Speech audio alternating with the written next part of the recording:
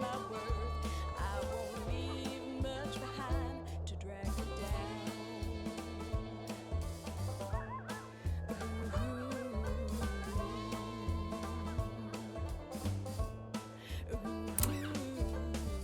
This bungalow is being ransacked.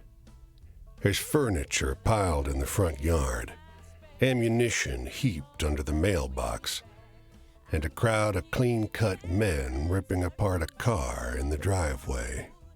The two heavily armed, mud-caked women leaning over the porch railing share the same bored grin. One shouts at you.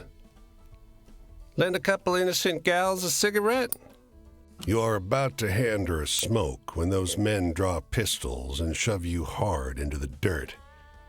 "You know these girls?" they demand. Once they've dumped your bag out into the road, they decide you're harmless. "If you were selling booze too, you'd have a lot more cash," sneers one. On the porch behind him, the two bootleggers are fingering their empty rifles, grinning in disappointment.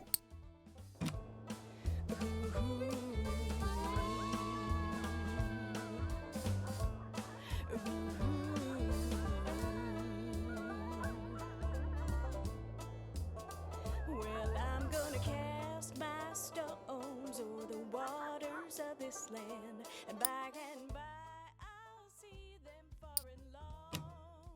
'Cause when the night come down for to take me hand in hand, this will be my tale, my vagrant song. This will be my tale, my vagrant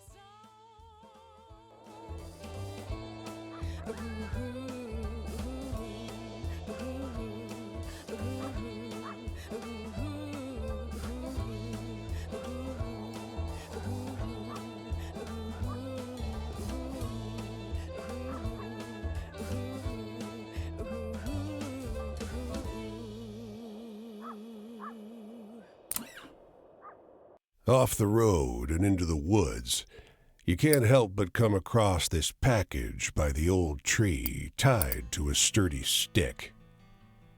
The cloth wrapping conceals, though not particularly well, something large and softly unsettled. Little eyes blink back at you from inside the bundle. The shape gives a start. "Please don't tell my pa that I'm in here," it says in a small voice. "Pa doesn't want to live with us anymore, but I want to go with him. Don't tell him, please. I'm hiding." You tell the boy you'll keep his secret. You don't see his father anywhere. You don't see another soul for miles.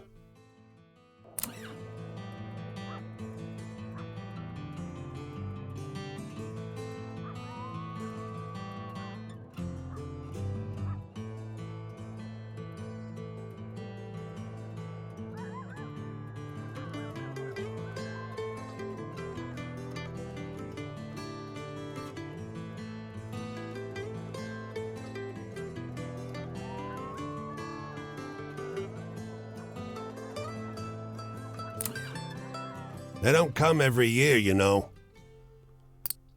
The old man is sitting at the edge of a rotting old pier, crooked legs dangling over the water. He watches a pair of seagulls preen and groom each other on a rock just off the shore. Just when the fishing is going to be good. He taps great, black, thick globs of spent tobacco out of a huge ceramic pipe. "I got another year, I guess. Another year of this town being here," he replies, letting a grin spread across his face. "If the seagulls came, that means enough fish to keep it in place."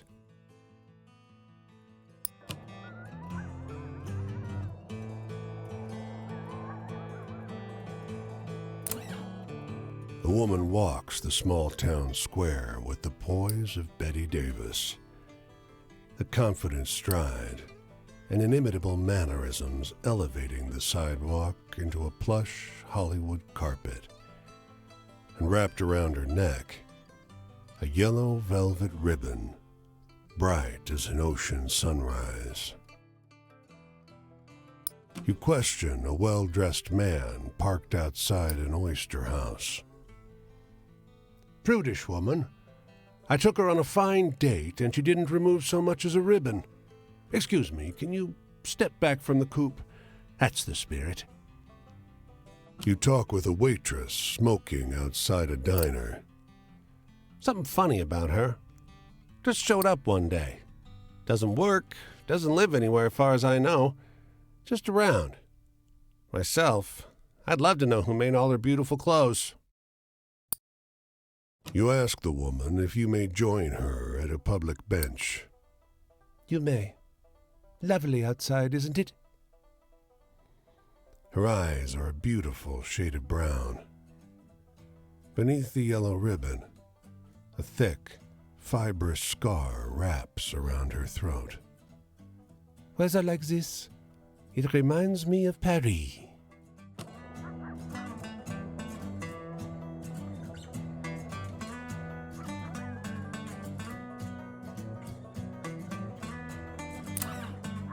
You can see storm clouds on the horizon, and you don't relish the thought of being caught wandering this rocky seaside road in the rain.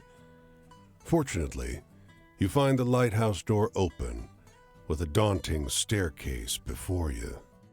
At the top of an ornate wrought iron spiral, you're breathless and feeling the strain on your knees.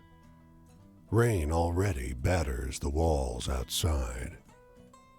You can only knock on a heavy wooden door leading into the upper level.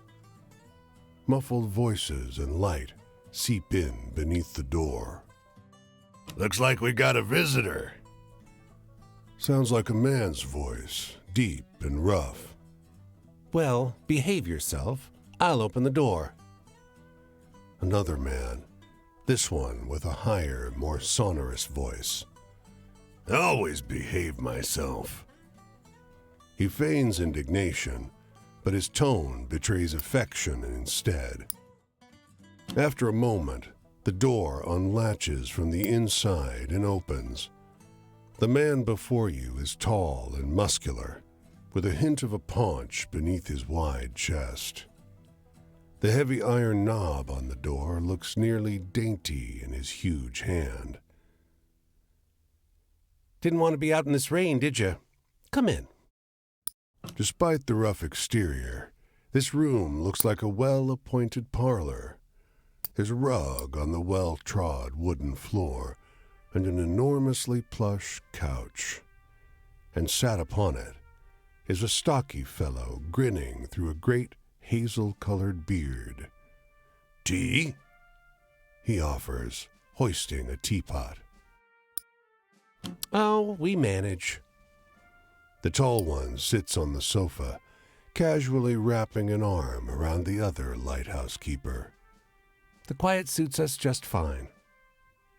"He needs his quiet time. He's a writer." The tall one grunts. "I dabble, but you must have some good stories from the road." You wake up the next morning on their old sofa, still warm from an excess of tea. And cakes? There might have been little cakes. Prodigious snoring rumbles in from the floor above you, and you quietly take your leave.